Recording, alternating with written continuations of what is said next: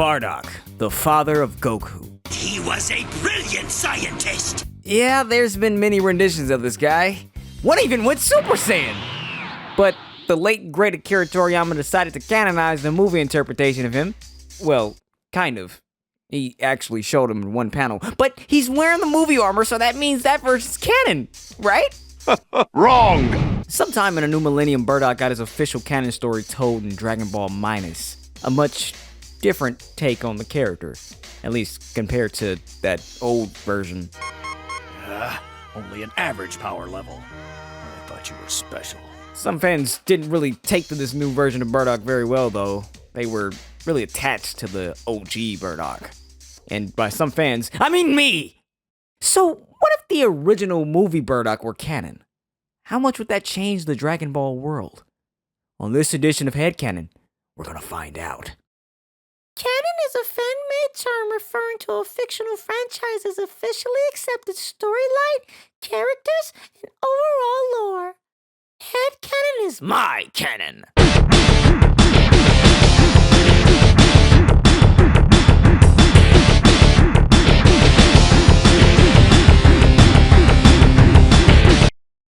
Planet Vegeta, age 737. Bardock prepares for battle against his former lord, Frieza, a tyrant who has ruled over the Saiyans and countless others for generations. Albeit only one man, Frieza has the power to not only eviscerate an army, but the entire planet that army stands on. Bardock knows full well what he's up against, but he's a powerhouse in his own right. The guy used to level cities for a living after all. But that all changes today. He's done being Frieza's monkey, and he wants blood.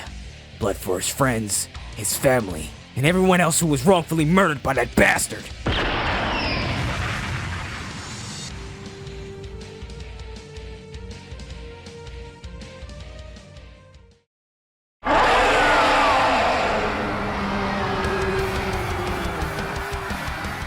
Two Ozaru are demolishing a city, its people shrieking agony and suffrage.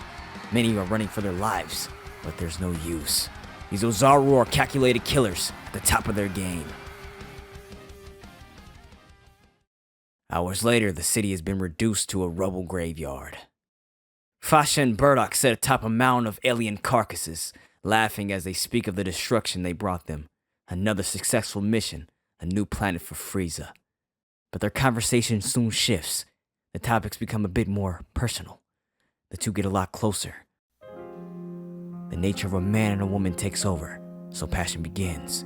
Is it love or lust? Neither seem to care in that moment.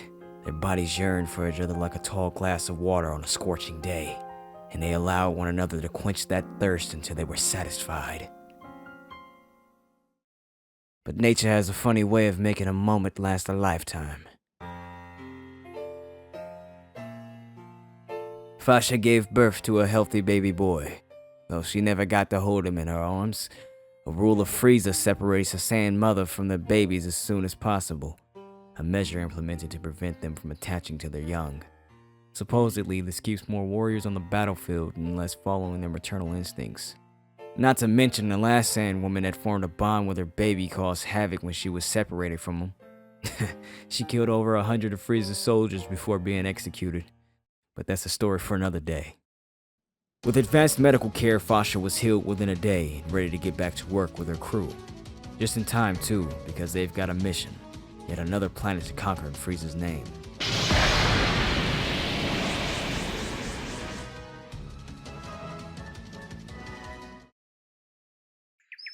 Age 767.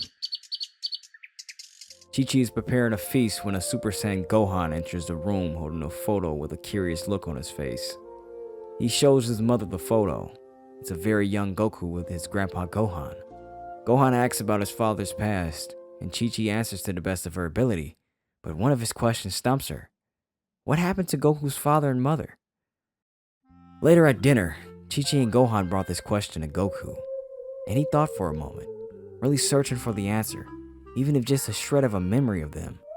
But nothing is there. He says that if they were anything like his brother described the rest of the Saiyans, then they were very bad people, and it's probably for the best that he never knew them. Doki-O! Doki-O!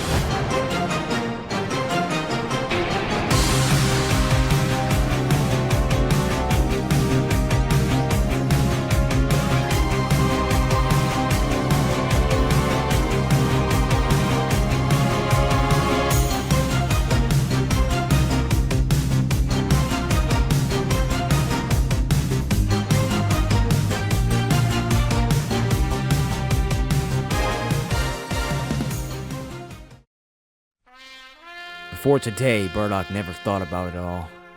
Being a murderer was all he was ever good for. He didn't get to have his own ambitions or dreams. All that was frivolous thought as a pawn in another's chess game. But that moment of passion with Fasha planted more than a child. It planted a want for more than a life of murder and destruction. A want for more than just this moment. A want for that which he didn't yet understand. Love. That's impossible now.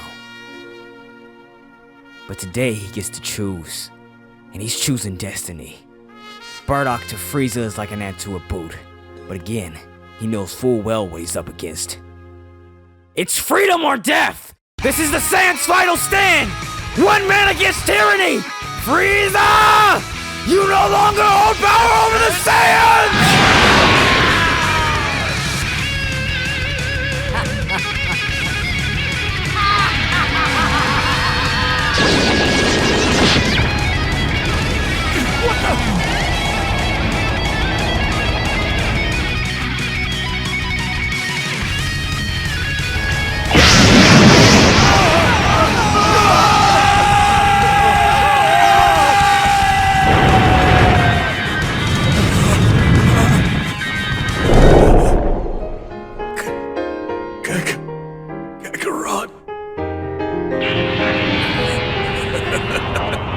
Kakarot.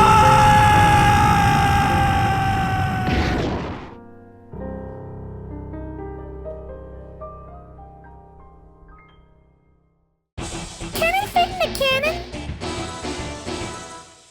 Yet another episode about monkeys in the books. Anyways, how does it fit into the established canon? Can it fit into the established canon? Well, that is the question. No, is the answer.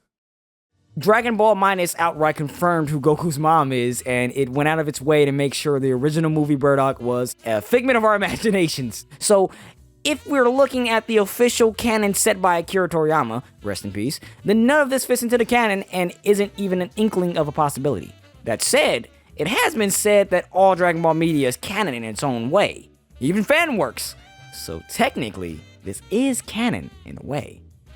Unless you don't consider Toyotaro's word as gospel in the Dragon Ball universe, then, well, yeah, we're back at square one.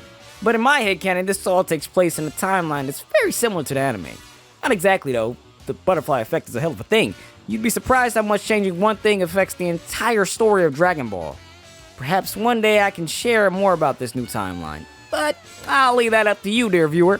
If you'd like to see more episodes based on this new headcanon timeline, then be sure to leave a like, a comment, and subscribe, because this universe has got a lot more in store, like who Vegeta's mother really is, or why Tien got secretly married, and what if Dragon Ball Super never happened?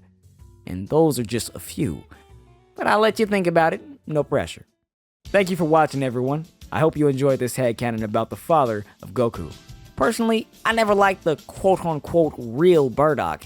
Him being a caring father never felt right. I mean, the Saiyans are a warrior race, not goddamn Kryptonians. Yes, I went there. Minus stripped away any originality Goku's origin had on top of watering down the Saiyans. I mean, they're basically just humans that kinda like to fight, and that's just boring. Not to mention Bardock. Look how they massacred my boy. They gave Goku two moms. This is not how a Sandman should act. It's like they pumped the character with estrogen. This headcanon was my attempt to right the wrongs of modern Dragon Ball by giving Bardock his balls back, closer aligning him with his original movie version. The one that ate nails for breakfast. Without any milk. This version of Bardock is the true father of Goku in headcanon.